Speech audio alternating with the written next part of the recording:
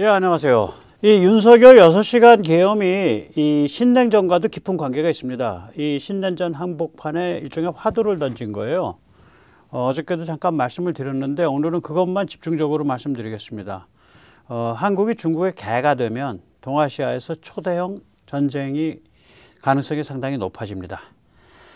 예, 2018년 트럼프의 관세 전쟁으로 시작한 미중 전쟁은 2022년 우크라 전쟁이 시작된 것을 계기로 글로벌 차원의 신냉전으로 발전을 했죠. 이게 중국이 마각을 드러냈기 때문입니다. 우크라 전쟁 발발 직전인 2022년 2월 초에 시진핑과 푸틴은 우리 두 나라 사이의 파트너십에는 한계가 없습니다. Limitless Partnership 이렇게 천명했습니다. 2023년 3월 시진핑은 모스크바에서 푸틴에게 지금 세계는 지난 100년 동안의 어느 시기보다 더 근본적인 변화가 진행되고 있습니다. 저 시진핑과 푸틴님이 이 변화를 주도하는 주인공입니다. 이렇게 브로맨스를 했습니다. 이렇듯 중국은 1945년 이후 2차 세계대전 이후에 끝난 이후에 미국과 서방이 확립시켜온 글로벌 질서를 뒤흔들고 뒤집을 것을 목표하고 있다는 것을 노골적으로 드러냈습니다. 특히 러시아에 대한 북한, 이란의 지원 역시 배후의 중국의 작품이다. 이것이 증명됐습니다. 여기서 잠시 세네탈출 자유구독료 부탁 말씀 올리고 그리고 또 이야기를 이어가도록 하겠습니다. 아시다시피 세네탈출은 광고가 잘 붙지 않습니다. 붙더라도 천천히 붙는 경향이 있습니다. 도와주시면 보다 좋은 컨텐츠로 찾아뵙는데 커다란 힘이 되겠습니다. 감사합니다. 중국은 러시아가 돌아가도록 만들어주고 있는 경제 파트너이죠. 또 이란이 수출하는 원유의 90%를 사들이고 있는 나라 역시 중국입니다. 또한 중국은 북한에 대해 냉랭한 관계인 측면도 있지만 결국 북한 무역의 거의 100%를 감당해주고 있으며 막대한 원조를 제공해주고 있습니다. 유럽은 이제 반중으로 완전히 돌아섰어요. 우크라 전쟁을 보면서. 그래서 유럽의 안보가 동아시아 안보와 직결되어 있다는 이야기가 이제 일반화됐습니다. 유럽 안에서. 또한 중국이 두목이 된 중국, 러시아, 이란, 북한 4국 체제를 크링크라고 부르게 됐죠. 중국 차이나의 C, 러시아의 R, 이란의 I, 노스코리아의 NK 그렇게 해서 크링크라는 훌륭한 이쁜 이름이 붙었습니다. 이제 미중 전쟁이 아니라 서방 대 중국, 서방 대 중국으로 구도가 잡힌 신냉전이 이제 전개되고 있는 거죠. 이 트럼프 정부는 이제 바이든 정부와 달리 매우 격렬하고 때로는 사나운 방식으로 신냉전을 전개할 것이 확실합니다. 트럼프의 글로벌 군사지정학 전략의 브레인이며 국가안보 수석 부보좌관인 알렉스 웡의 입장을 보면 앞으로 트럼프 정부가 진행시킬 신냉전의 강도와 속도를 짐작할 수 있습니다. 알렉스 웡은 중국 공산당은 자신들의 권력을 유지 강화하기 위해 자신들의 존재 이유를 합리화하기 위해 미국이 주도해서 만들고 운영해온 글로벌 질서를 뒤엎어버리는 것을 사명으로 삼고 있다 라고 말합니다. 미국이 중국 공산당을 끝장내기 원하든 원하지 않든 중국 공산당의 정체성이 크게 바뀌지 않는 한 신냉전은 갈 때까지 갈 수밖에 없다는 이야기가 됩니다. 이 까닭에 옛 냉전과 신냉전은 완전히 다릅니다. 여기서 이제 잠시 말씀을 드리면 이 중국 공산당의 이런 이데올로기가 이제 중국 공산당의 체제의 정통성을 만들어준다 이런 얘기를 알렉스 웡이 얘기를 하거든요. 그러니까 서방에 대한 적대적인 그런 자세가 이게 이제 중국 인민에 대해서도 그렇지만 중국 공산당원 자체가 1억 명입니다. 그리고 그 언저리를 치면은 그게 한 3, 4억 됩니다. 그러니까 중국인 14억 명을 다 제어하는 게 아니라 핵심적인 당원 1억 명, 그 언저리까지 한 3억 명 정도를 바로 우리가 중국을 마르고 닳도록 해먹으려면 우리가 중국 인민을 노예로 삼으려면 외부 세계를 적으로 삼아야 된다. 이런 관점을 이제 말하자면 그런 관점으로 완전히 중무장시켰다는 거예요. 그게 알렉스 웡의 얘기입니다. 네. 옛 냉전은 첫째, 블록으로 가두기, containment by blocking 이었지만 신냉전은 거리두어 약화시키기, weakening by disengagement입니다. 공급망, 첨단 기술, 투자 등 여러 방면에 걸쳐 중국과 거리를 벌리는 것입니다. 이는 중국의 매우 심각한 사회경제적 위기를 초래하게 되며 세계 경제에는 침체 구조조정을 강요합니다. 요즘 이제 한국 경제가 굉장히 맥이 빠지고 참 어려워지고 있는 것도 바로 이 문제입니다. 중국에 깔아앉고 있기 때문에 한국 경제도 타격을 보는 거죠. 그러나 2차제의 이 어려움을 겪고라도 중국을 가라앉히지 않으면, 주저앉히지 않으면 큰일 나는 거죠. 네, 대가를 치르는 거죠. 그걸 위해서 우리가. 둘째, 옛 냉전에서 소련과 중공은 한 번에 하나씩 국지적 대리전 전략을 전개했지만 신냉전에서 중국은 동시다발 멀티 충돌 전략을 펼칩니다.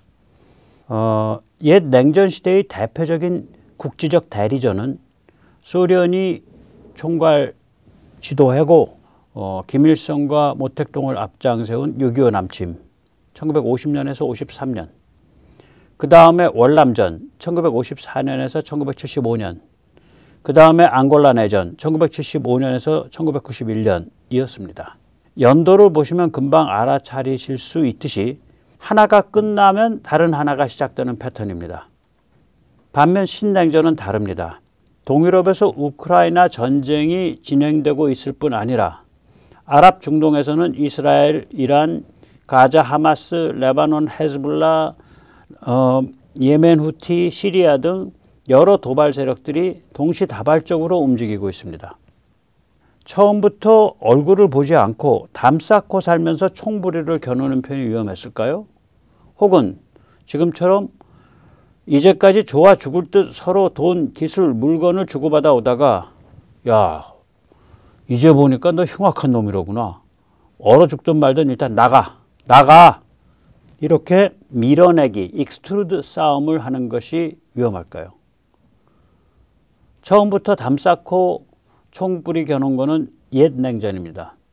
엊그제까지 서로 참 사랑에 빠져서 미친 듯한 중국 사랑에 빠져가지고 좋아 죽다가 순식간에 발길로 밀어내기 시작하는 게 지금 진행되고 있는 신냉전입니다. 이 밀어내기, 이거는 이제 익스트루드, 이거는 아까 말씀드린 알렉스 웡이 말하는 그 단어입니다. 지금 신냉전이 훨씬 더 위험합니다. 이 위험천만한 신냉전에 임한 미국의 화두는 이렇습니다.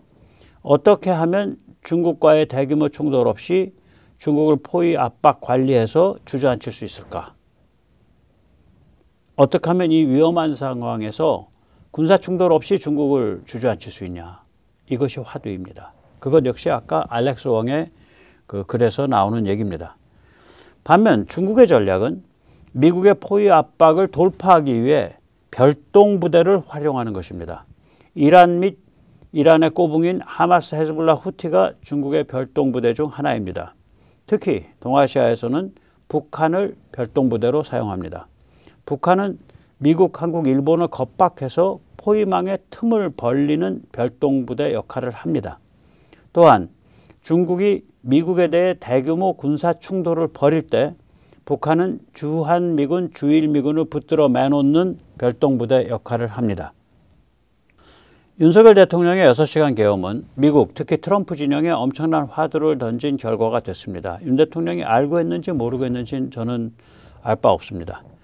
이런 화두를 던진 겁니다.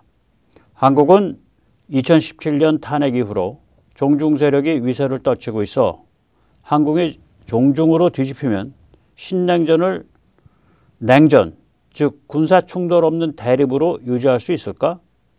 동아시아 전쟁 위험이 급증할 텐데, 또한 한국이 종중으로 뒤집히면 대중 경제 포위, 대중 기술 차단을 유지할 수 있을까? 한국의 첨단 기술이 모두 중국으로 흘러갈 텐데 이런 화두를 던진 겁니다. 지금 트럼프 진영이 이렇게 낱낱하게 한국 사정을 들여다보고 한국의 이런 절박한 민감한 상황, 한국에 얼마나 심각하게 종중에 물들어 있는가 이런 것을 고려할 그런 그 상황이 아닐 수 있거든요. 거기에 대놓고 문제를 제기한 겁니다. 아마 극도로 당황한 것 같아요. 예, 극도로 당황했습니다. 이제 차분히 신냉전을 들여다보겠습니다. 신냉전은 5개 챕터로 전개됩니다. 제1챕터는 지금 진행되고 있습니다. 우크라 전쟁에 따른 변화로서 우크라 전쟁 휴전까지 계속됩니다. 유럽 국방이 강화되고 크링크가 고립화되고 러시아가 약화되고 중동이 바로 정돈됩니다. 우크라 전쟁으로 유럽 국방이 급강화되고 있습니다. 크링크의 실체가 드러나면서 완전히 고립돼 가고 있습니다. 러시아가 거덜나서 허리가 분질러졌습니다. 중동에서 이란 및 하마스, 헤즈볼라, 후티 등 꼭두과 확시들이 약화되고 이스라엘과 사우디 쌍두마차가 이끄는 아브라함 체제가 다져지고 있습니다. 제2챕터는 러시아의 변화입니다. 우크라 휴전 이후 러시아는 유럽이냐 중국이냐 갈림길에 서게 됩니다. 또한 푸틴이 제거될 가능성도 매우 높습니다. 포스트 푸틴 러시아가 처음에는 중국의 속국처럼 되어갈 수도 있습니다. 그러나 장기적으로는 결국 유럽의 일부가 되는 길을 택하게 될 겁니다. 그래야 살아갈 수 있기 때문입니다. 네, 푸틴은 제거될 거예요. 이 전쟁 끝나면, 휴전되면. 저는 그렇게 봅니다. 그리고 이제 러시아는 유럽이냐 중국이냐, 서방이냐 중국이냐 이걸 가지고 이제 굉장히 고민을 하고 이리저리 헤맬 겁니다. 그러나 몇 년 안에 결국은 친유럽, 유럽향으로 돌아서게 될 것으로 보입니다. 제3챕터는 러시아가 반중 성향을 명확하게 가지는 것입니다. 이는 러시아가 중국을 안보 위협으로 인지할 때 일어나는 변화입니다. 지금은 안보 파트너입니다. 앞으로 변할 겁니다. 냉전 때를 한번 되돌이켜 보겠습니다. 중국이 소련과 원수가 된 것 역시 소련을 안보 위협으로 보았기 때문입니다. 1960년 소련이 중국에 대해 핵무기 지원 프로그램을 끊자 1961년부터 중국은 소련을 수정주의라고 비판했습니다. 1966년 중국이 핵폭탄을 확보하게 되자 1969년부터 소련에 대해 대규모 국경 충돌을 일으켰습니다. 이때부터 중소는 원수가 됐습니다. 제4챕터는 중국과 러시아가 분열하고 중국이 고립되는 것입니다. 러시아가 중국을 안보 위협으로 느끼기 시작하면 이런 일이 벌어집니다. 게다가 원래 러시아는 유럽을 따라하려고 정말 노력을 한 나라입니다. 피오트르 1세, 피터 1세라고 영어로는 써요. 또 예카테리나, 이거 영어로는 캐서린이라고 씁니다. 등과 같은 러시아 지배자뿐 아니라 레닌, 스탈린 등과 같은 공산체제 지배자들은 모두 러시아를 유럽 선진국과 같은 나라로 만들겠다라는 야망으로 움직인 겁니다. 다시 말하자면 러시아 공산주의는 그 안에 숨겨져 있는 야망은 뭐냐면 지름길을 통해 선진국으로 가겠다는 야망이에요. 그러니까 지름길을 잘못 택한 거죠. 그런 지름길은 없는데 그게 지금 100년째 이리 돌고 저리 돌고 하면서 헤매고 있는 겁니다. 앞으로 중국과 어울려서는 유럽 선진국과 같은 나라가 될 수 없다는 것이 분명해질수록 러시아는 친유럽으로 기울죠. 러시아가 친유럽으로 기울수록 중국과는 거리가 벌어지고 중국은 러시아에 대해서 더 위협적이 될 거고 러시아는 중국을 안보 위협으로 느끼게 되고 그래서 러시아의 반중이 더 강해지는 그게 이제 제4챕터에서 벌어지는 일입니다. 제5챕터는 중국의 변화입니다. 포위 압박 상태에서 고립되면 결국 변할 수밖에 없습니다.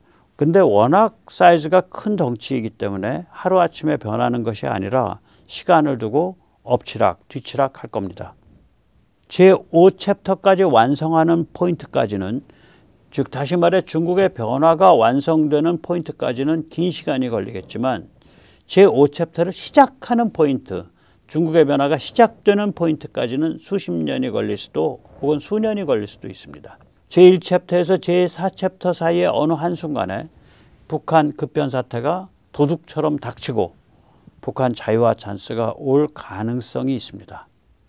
그래서 이 사정을 좀 이렇게 표로 간단히 정리를 해봤습니다.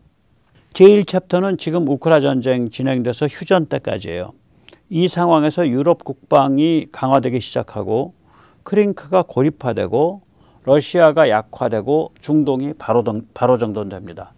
제2챕터는 이제 우크라 전쟁 휴전 이후에 결국 푸틴 제거될 거고 러시아가 유럽이냐 중국이냐 갈림길에서 헤매다가 그게 뭐 몇 개월만 헤맬지 몇 년 헤맬지 모르겠지만 결국 유럽을 선택하게 될 겁니다. 제3챕터는 러시아와 유럽 사이의 관계가 깊어질수록 러시아는 중국을 안보 위협으로 느끼게 되고 그렇게 되면은 반중이 됩니다. 그 전에 중공이 소련과 갈라서게 된 것도 중공이 그 소련을 안보 위협으로 느꼈기 때문입니다. 그렇게 돼서 드디어는 그게 어느 정도 쌓이고 나면 제4챕터가 옵니다. 중국과 러시아가 원수가 나고 그리고 중국이 고립되죠. 그리고 제5챕터는 중국 변화가 시작됩니다. 제1챕터에서 제4챕터까지는 짧으면 수년, 길면 수십 년 걸립니다.